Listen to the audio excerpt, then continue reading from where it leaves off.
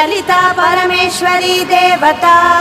श्रीमद्वाग्भवकूटेति बीजम् मध्यकूटेति शक्तिः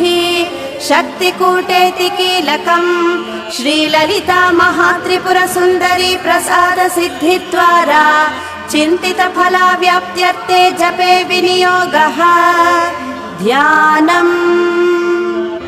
सिन्धूरारुणविग्रहां त्रिनयनां माणिक्यमौलिस्फुरत् तारानायकशेखरां स्मितमुखीमापीनवक्षोरुहां